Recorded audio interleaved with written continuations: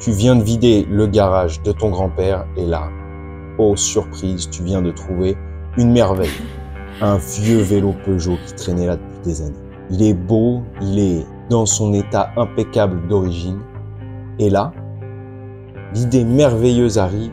Pourquoi ne pas transformer ce vélo en un vélo électrique moderne et ainsi allier le style de l'ancien avec les performances des vélos électriques modernes? Quelle excellente idée!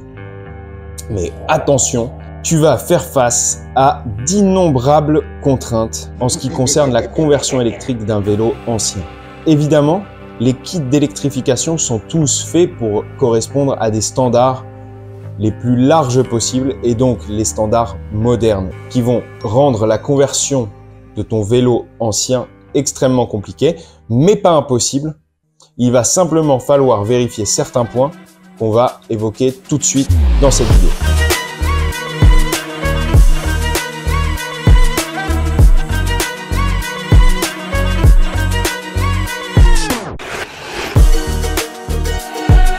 La première question à se poser, évidemment, c'est quel type d'électrification je vais pouvoir mettre sur le vieux vélo du grenier. Cette question, elle est extrêmement simple puisque l'utilisation d'un vieux vélo qui traîne, un vieux biclou, le vieux moto-bégane qui traîne dans le garage, ça va être une utilisation de balade, une utilisation qui va pas être une utilisation sportive. Et donc dans cette situation, je te conseille vivement de faire le plus simple possible, à savoir un moteur roue, que ce soit roue avant ou roue arrière, mais un moteur moyeu, puisqu'il est beaucoup moins cher que le moteur pédalier, il est facile à installer et que c'est largement suffisant pour ce type de vélo. Donc puisqu'on choisit un moteur roue, il va falloir définir quelles caractéristiques techniques vont être nécessaires à l'installation de ce kit. La première, c'est l'espace que tu vas avoir pour rentrer ton moyeu dans le vélo. Sur les vélos anciens, c'est un point à absolument vérifier sur ton vélo avant d'acheter ton kit. Il suffit de mesurer l'espace que tu as pour rentrer à la roue, soit à l'avant, soit à l'arrière. Si ça rentre pas à l'arrière, ça peut rentrer à l'avant et de bien vérifier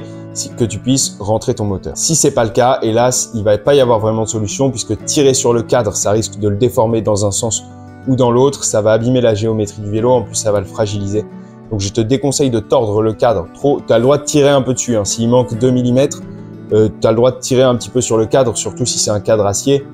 Ça va pas faire grand chose. Mais s'il te manque vraiment beaucoup et qu'il faut tordre le cadre, tu trouveras des tutos sur YouTube pour tordre ton cadre, mais très franchement, je te le déconseille, ça peut vite finir en accident avec un cadre qui peut casser, même si, attention, les aciers anciens sont beaucoup plus solides que les aciers modernes. Ça, c'est un énorme avantage pour les vélos anciens, c'est que c'est des vélos qui vraiment durent dans le temps. Mais il faut quand même pas trop jouer avec le feu, pas trop tordre le cadre parce que c'est quand même, ça peut quand même être dangereux.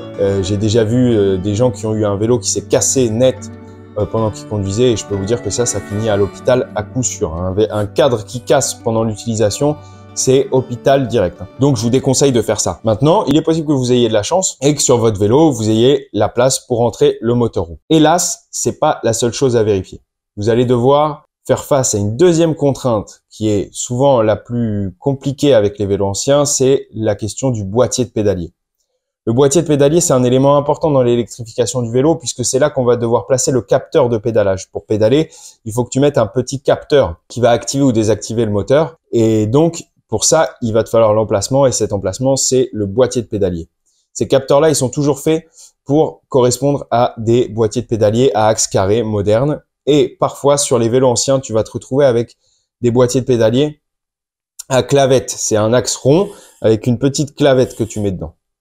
Si c'est ça que tu as sur ton vélo, ça ne veut pas dire que l'électrification est impossible, mais ça veut dire que tu vas avoir pas mal de taf pour remplacer ce boîtier de pédalier. Il faut pas chercher à comprendre, il faut pas chercher à essayer de bidouiller quelque chose. Remplace directement ce boîtier de pédalier par un boîtier de pédalier à axe carré. Il existe des boîtiers de pédalier sans filetage, donc qui se pressent sur le cadre du vélo. Ceux-là, tu pourras les installer sur ce type de cadre, puisque c'est pareil, les filetages modernes, les filetages de ces vélos anciens vont pas correspondre au standard BSA. Il y a beaucoup de standards pour les boîtiers de pédalier. On va pas en faire le tour aujourd'hui puisque ce serait beaucoup trop long. Il y a, selon les pays, il y a les pas italiens, les pas français, etc. Mais grâce à Dieu, on a des boîtiers de pédalier qui sont un peu universels, qui se serrent sur le cadre. Et donc, tu pourras installer ça pour remplacer ton ancien boîtier de pédalier. mais il faudra également aussi évidemment remplacer tes 2 manivelles. Donc ça aura un petit coût supplémentaire. Donc fais-le si ton vélo a vraiment un intérêt, soit sentimental, soit esthétique. Ça peut valoir le coup, c'est juste plus de travail, mais ça fonctionne. Donc si tu remplaces ton boîtier de pédalier, tu pourras mettre ton capteur pas, ton moteur, ensuite placer la batterie, ça c'est pas un problème, tu trouves un endroit sur le cadre, sur le porte-bagages pour mettre la batterie. Et pour ce genre d'électrification, pas besoin d'un emplacement pour le contrôleur. Je te mets un lien sous la description pour les kits les plus simples à installer qui ont l'immense avantage d'avoir le contrôleur placé dans le support de batterie. Donc c'est le lien de chez Yoast Power, tu verras beaucoup de tutos sur l'installation etc. sur YouTube. Ce qui est rarement mentionné, qui est à mon avis leur avantage monumental par rapport aux autres kits que tu peux trouver sur AliExpress, c'est qu'ils te vendent le kit avec le contrôleur intégré dans le support de batterie. Et donc ça te fait quand même un élément en moins à installer sur le vélo. C'est beaucoup plus simple, beaucoup plus esthétique. Et donc pour ce genre d'installation, ça correspond à merveille. Donc voilà, roue motorisée si tu as la place, le capteur pas. Si tu as le boîtier de pédalier ou si tu installes le boîtier de pédalier qui va bien, tu pourras installer ton kit avec la batterie soit dans le cadre, soit sur le porte-bagages. Maintenant, si tu as un boîtier de pédalier qui correspond pas et que tu n'es pas capable de le remplacer, puisque ça demande quand même de l'outillage et un petit peu de connaissances et du temps, tu as quand même une autre solution pour malgré tout électrifier ce vélo. C'est la solution la plus simple à mon avis. Hélas, son inconvénient, c'est qu'elle n'est pas homologuée cette méthode, puisque c'est tout simplement de mettre un accélérateur. Tu peux mettre un petit accélérateur à la place de ton capteur pas pour activer, désactiver ton moteur, donc au pouce à l'accélérateur. Le seul défaut, c'est que cet accélérateur, eh bien, il n'est pas homologué sur la route en France, puisque nos administrateurs ont judicieusement décidé d'interdire l'accélérateur sur un vélo, contrairement à une trottinette, hein, même si on respecte, même un vélo qui respecterait les 25 km/h et les 250 watts, il ne peut pas avoir d'accélérateur au pouce. Contrairement à une trottinette qui, elle, a exactement la même réglementation, c'est-à-dire 25 km/h, 250 watts, et qui, elle, a évidemment un accélérateur, puisqu'on ne peut pas pédaler sur une trottinette. Et pourquoi on peut le faire sur une trottinette et pas sur un vélo? Tout simplement parce que sur un vélo, il y a une selle. Et que donc, s'il y a une selle, évidemment, ce serait beaucoup plus dangereux d'avoir un accélérateur alors qu'il y a une selle. Vous imaginez bien que la selle rend l'utilisation de l'accélérateur beaucoup plus dangereuse. Hein. Ça paraît évident à tout le monde. Hein. Tout le monde y aurait pensé, hein, évidemment. Hein, voilà, ça paraît être évident. L'accélérateur et la selle ensemble, attention, danger. Donc, pas d'accélérateur sur un vélo. Malgré tout, si tu veux le faire, moi, ça me paraît être une bonne solution qui respecte pas exactement la réglementation. Maintenant, si tu veux le faire, ça rendra l'installation du kit beaucoup plus simple, beaucoup plus facile, puisque tu n'auras pas la contrainte du capteur de pédalage. Et donc, tu pourras activer, désactiver ton moteur à l'accélérateur, ça t'empêchera pas de pédaler, mais dans ce cas-là, tu as juste à installer ton moteur, ta batterie, l'accélérateur, et hop, tu fais rouler ton vieux vélo en vélo électrique. Mais tu risques évidemment la prison pour des années. Donc je vous laisse me mettre en commentaire, je vous en supplie. Je vous supplie de m'expliquer la logique dans l'interdiction de l'accélérateur quand on a une selle sur un véhicule, alors que c'est autorisé sur une trottinette quand on n'a pas de selle.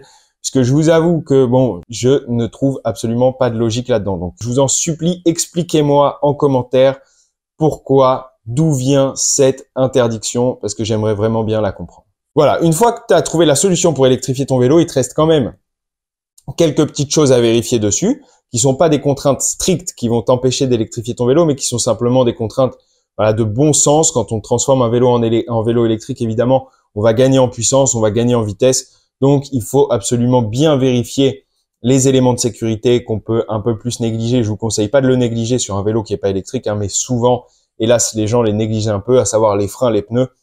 Ne gardez pas des vieux pneus des années 70 si vous transformez votre vélo électrique. Hein. Impérativement, changez les pneus, mettez des pneus neufs qui auront une bonne adhérence et vérifiez impérativement votre système de freinage. Ça peut être n'importe quel système de freinage. Hein. Les systèmes de freinage anciens, souvent, ils freinent moins, mais s'ils sont bien réglés, bien entretenus, ils vont freiner de façon correcte. Pour un vélo qui va à 25 km/h, ce sera correct, mais il faut absolument remplacer les patins, faire attention aux câbles et aux gaines, etc. pour que le vélo freine bien et que vous puissiez l'utiliser dans de bonnes conditions de sécurité et en bon état. Et à ce moment-là, vous avez un vélo ancien qui peut être converti en électrique.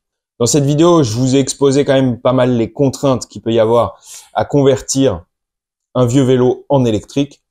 Néanmoins, le résultat peut être vraiment très satisfaisant. Je vous mets l'exemple de ce superbe Trek 9000, vélo des années 90, avec une vraie histoire, des vraies caractéristiques techniques d'époque qui sont particulières à cette époque, un style particulier qu'on retrouve pas chez nos vélos modernes et qui, une fois converti en électrique, donne un vélo vraiment très agréable à piloter et ça donne vraiment un vélo unique. Donc, je vous encourage vraiment à le faire si vous pouvez le faire, mais en faisant attention aux contraintes qu'on vient d'évoquer. Je vous remercie de me suivre tout au long de ces vidéos. Pour ceux qui ne sont pas abonnés, abonnez-vous, mettez un like et je vous dis à bientôt. Ciao.